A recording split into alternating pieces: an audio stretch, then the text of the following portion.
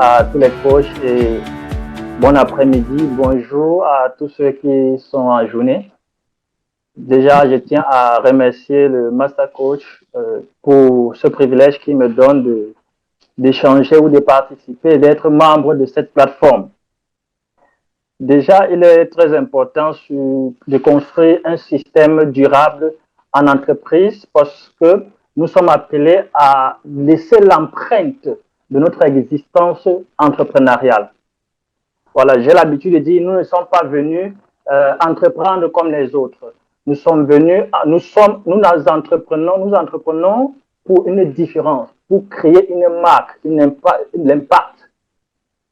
Alors, ici, j'ai quelques clés dont j'ai travaillé dessus et dont personnellement, je suis en train de travailler pour implémenter autour de nos différents business. La première des choses, comme le Master Coach a aussi déjà bien dit à l'école des affaires, c'est la vision. Avoir une vision de croissance de l'entreprise. C'est différent d'avoir une vision de rendement. Nous pouvons avoir une entreprise et tous nos objectifs sont centrés sur le rendement. Mais le piège, c'est que quelques temps après, nous allons chuter, puisque nous n'avons pas construit aussi une vision de croissance de l'entreprise. Je prends un exemple, quelqu'un qui monte une entreprise et c'est lui qui est le cerveau, l'alpha et l'oméga de cette entreprise. Alors, il va se submerger de beaucoup de travail et deuxièmement, le jour où il est malade, tout périt, tout un désordre s'installe. Pourquoi? Parce qu'il n'a pas eu une vision de croissance pour mieux préparer la relève. La vision de croissance et après la vision de croissance, nous devons avoir le plan de croissance. La vision de croissance est l'idée que nous avons de là où nous partons avec notre entreprise.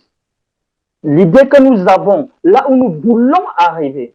Maintenant, le plan de croissance, c'est comment est-ce que nous allons faire pour arriver. Je prends l'exemple. Notre structure, nous voulons être partout dans toutes les régions du Cameroun et toucher l'Afrique et d'autres continents, bien sûr.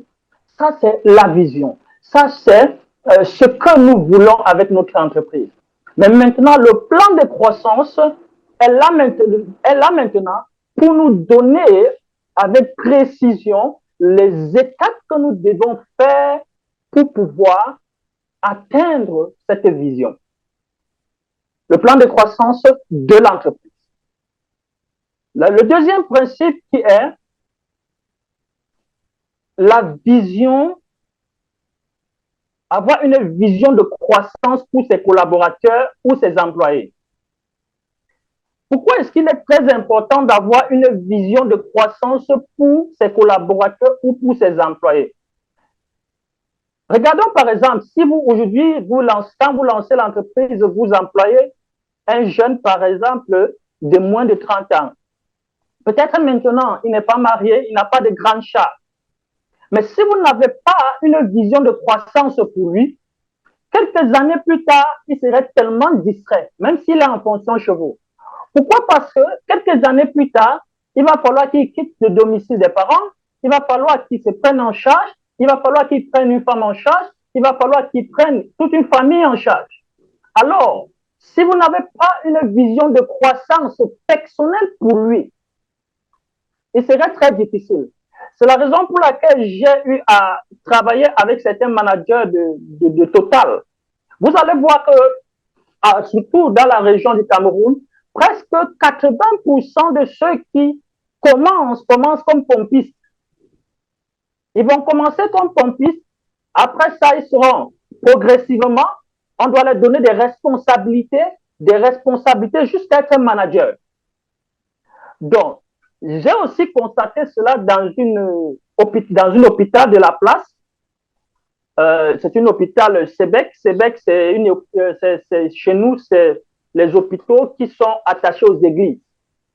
C'est une église baptiste américaine. Même si vous arrivez là-bas et que vous avez le master, le doctorat, ainsi de suite, ils vous font passer par toutes les étapes de l'entreprise. Et un jour, j'ai demandé à un médecin-chef, mais pourquoi est-ce que vous faites passer tout le monde de cette façon? Il m'a dit, un jour, il faut, si on te met maintenant responsable du département de propreté, par exemple, si tu n'es pas passé par là, il serait difficile pour toi de gérer ce département. Ça, c'est un exemple. S'il te faut prendre maintenant le département de prise en charge et que tu n'es pas passé par là, il serait difficile pour toi de manager. Pourquoi? Parce que tous ceux qui entrent, nous devons avoir une vision pour leur croissance. Peu importe comment ils entrent, et la vision de la croissance est l'une de la croissance de nos collaborateurs est l'une des choses qui inspire le collaborateur. Parce que s'il sait que si je travaille bien, même si j'ai commencé comme agent d'entretien, je peux finir comme directeur. S'il connaît qu'en travaillant, il peut le faire, il doit donner le meilleur de lui. Et le plan de croissance introduit aussi son développement personnel, bien sûr.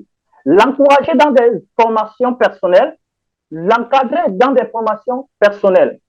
Ce qui va permettre à nos collaborateurs d'être épanouis et d'avoir des objectifs bien précis, puisqu'ils savent que lorsque j'atteins tel objectif, je change de niveau au niveau de ma structure ou bien au niveau de l'entreprise où ils travaillent. Parce que nos collaborateurs sont des personnes qui nous tiennent, sont des personnes qui, lorsque nous segmentons nos visions ou nos projets, nous partageons chaque segment à chacun et chacun court pour atteindre son objectif dans son département qui permet à la vision centrale de porter des fruits. Développer et former les collaborateurs.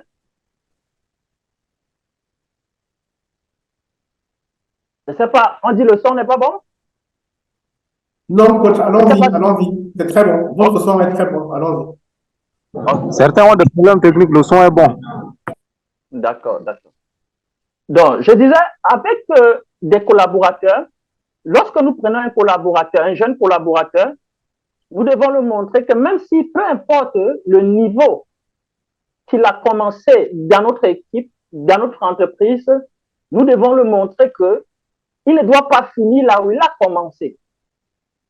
Il ne doit pas finir où il a commencé. Je prends un exemple. Beaucoup de gens n'ont pas dupliqué leur entreprise, élargi leur entreprise, parce qu'ils n'avaient pas compris que une fois qu'un collaborateur est prêt, il faut créer une branche pour lui donner. Il faut essayer. Je me suis formé chez un missionnaire aussi, et il y a quelque chose qu'il a fait, il faisait avec nous. Après notre formation missionnaire, ce qu'il faisait, c'est quoi? C'est que dès que il sait que vous êtes prêt, il vous envoie sur le terrain. Et il vous dit, vous allez apprendre. Donc, c'est ainsi que nous nous sommes répandus très rapidement en Afrique pour les missions du ministère où j'ai été formé. Donc, et là, j'ai beaucoup appris sur cette stratégie, puisque lorsque nous développons, nous avons par exemple une base et que nous travaillons avec un collaborateur, nous devons lui donner la vision. Il doit comprendre en réalité où est-ce que nous sommes en train d'aller. D'ici 5 ans, où est-ce que tu pars? Où est-ce que tu veux arriver? S'il a une bonne compréhension, en ce moment, vous pouvez être dans le repos et le coacher. Parce qu'en ce moment, c'est lui qui prend la feuille de route et court avec. Parce qu'il sait qu'il est responsable de ce département ou de son évolution au sein de notre structure. La troisième clé dont je vais parler, c'est être conscient des temps et des saisons dans le domaine entrepreneurial. Si nous ne sommes pas conscients des temps et des saisons, il serait très difficile pour nous de durer dans le temps. Je prends cet exemple. Ceux qui ont connu les motos Vespa, non, supposons les motos bicyclettes, ces motos vélos. Supposons que dans les années 1800, ainsi de suite, il y avait un mécanicien qui était expert dans le dépannage de motos, de ce style de moto. Et 1 an passe, 2 ans passent, on arrête les productions, on change les machines et les nouvelles motos arrivent. Au Cameroun, nous avons les Yamaha arrivent, les Suzuki, après les Nanfak, les Kinko, les TBS arrivent. Si le mécanicien qui était expert en moto-bicyclette hier ne comprend pas que le temps et les saisons sont en train de changer et qu'il faut qu'il innove sa connaissance, il serait très difficile pour lui. Pourquoi? Parce qu'il sera au même niveau, il va rester dans son garage et attendre les motos-bicyclettes.